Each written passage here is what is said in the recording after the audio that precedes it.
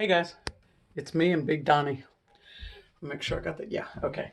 So the first thing that we're going to work on, and by the way, I'm going to videotape every time I show him something new. I want you to see how I do it so that you can then do it when you have 5 or 10 minutes free here and there throughout your day or your week or whatever. The place command is really, really good for you guys and Donovan. What it does is it requires a dog, you identify an area. I think we've talked about this. In this case, it's the ottoman, where when you send a dog to place, they are supposed to stay on it, all four paws. Stand, sit, lay down, chew on a toy, chew on a treat, fall asleep. We don't care, as long as they are there.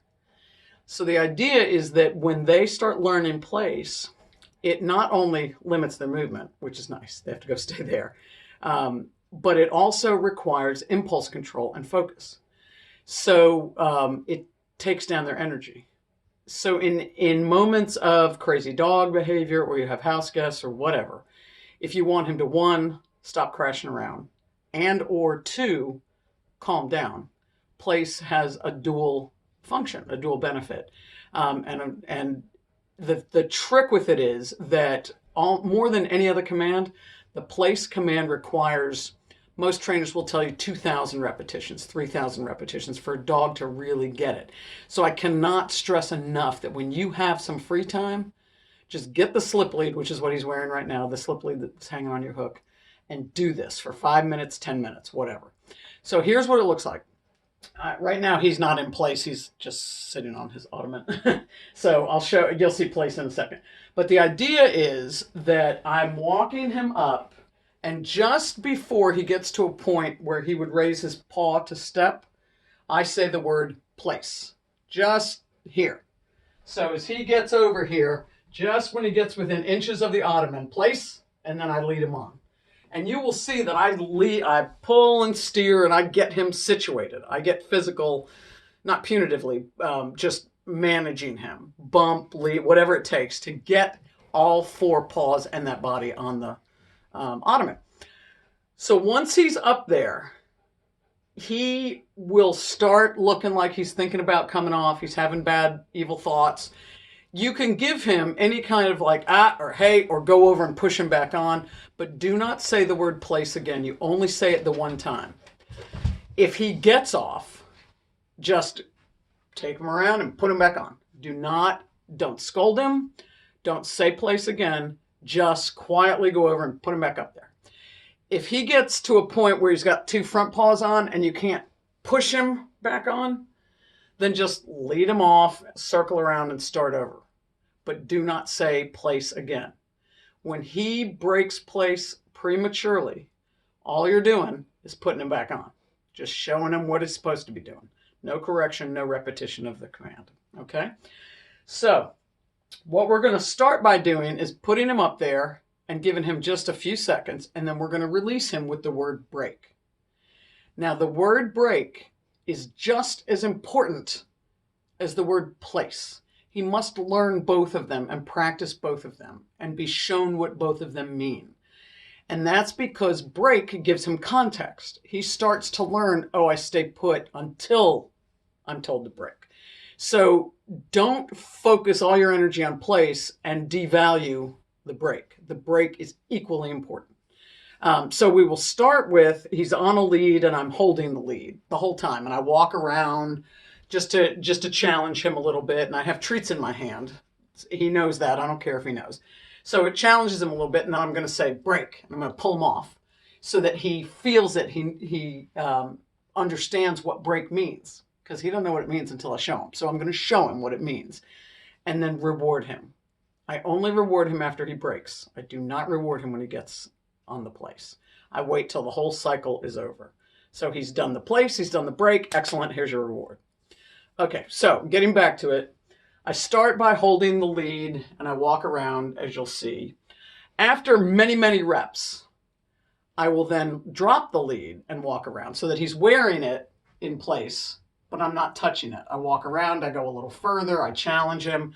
I might put some treats on the floor, but then I walk back over and I get the lead and I show him again. So that's what you're going to see me do today. I'm going to expedite for the purposes of this video. I'm going to drop the lead much sooner than I normally would.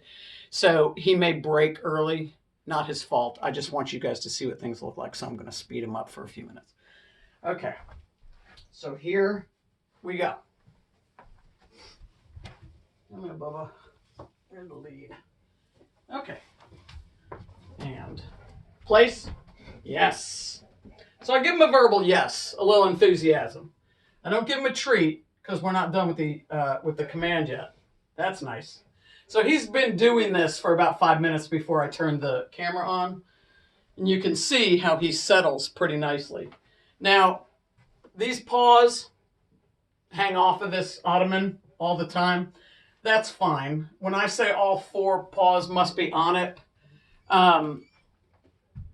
paws or elbows, because he's so big, you pick your battles. But the minute he plants his feet on the floor, and you know now he's turned it into a chair, no good. No good. And break. Good boy. Good boy. That's nice. That's nice. Good man. Ready? Again. Place. All the way up. Good. Yes. Good boy. So if he's slow and leaves his back end down, I just keep pulling. I just keep pulling. So I'm still holding. You see, he's getting the hang of it. I think he's smarter than people might think he is. Good man. So he knows I have the treats. I walk around. If you go behind a dog, it becomes more challenging, as you can see. And this is all about sort of tempting him to do the wrong thing. Because when he makes mistakes or he acts prematurely, that's when the learning really happens. So, break. Good boy. Good boy, buddy. Good boy. Okay, on this next one, I'm going to drop the lead once he's up there, and we'll see how that goes. Let's go, buddy. Place. Yes. All the way. Good. So I'm not rushing him, but I am making sure that he gets those back paws up. So here we go. Dropping the leash. I do all the same things. It's just that now I'm not holding the lead. So you can see he's focusing on the treats. I don't care as long as that body is where it's supposed to be. Now, if I sense that he's having evil thoughts, that he's thinking about breaking early, I can do this. I can give him a little reminder. Okay. I say nothing, and I put him back because he's getting sassy. So now, I don't know if you can see there, but before he sat down, I gave him a little leash check. So I'm giving him some signals, some communication about what he needs to be doing. So he is very focused, as you can see, on the treats in my hand. I'm going to go ahead, just for the hell of it, and put these on the floor. And of course, when a treat hits the floor, a dog thinks they're his. But he needs to stay where he is, and if he doesn't, then I'll correct him accordingly. So that's not, oh, you can see him leaning in. Now,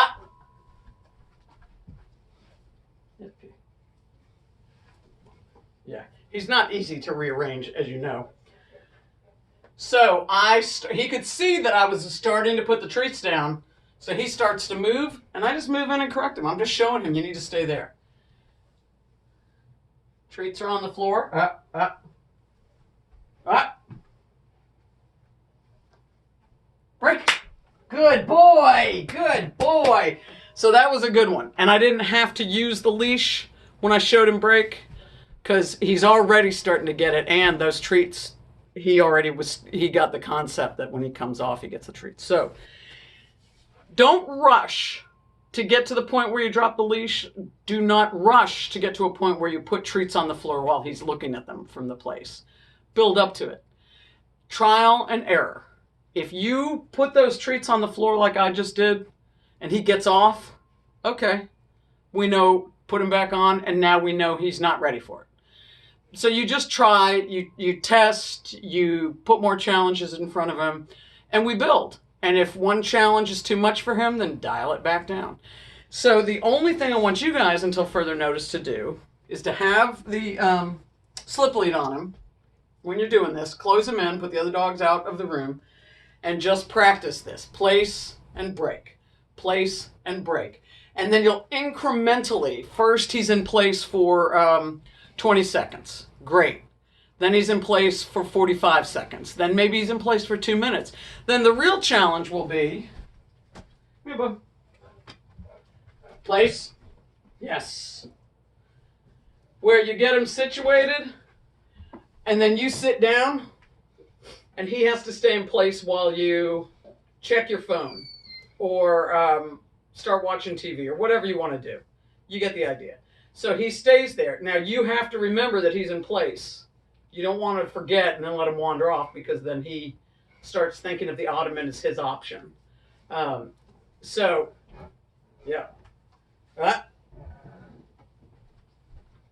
Yes. So he self-corrected that time when I put spatial pressure on him, walking up to him. Self-corrected that time with a sound. I like it. And now I'm going to get up and grab the rope and tell him. And break. Good boy. Good boy, buddy. Good boy. Okay. There you go. Sorry that this was as long as it was, but I think that gives you a pretty good sense of what we're doing right now. And he's doing great. Couldn't be happier with him. Talk to you later.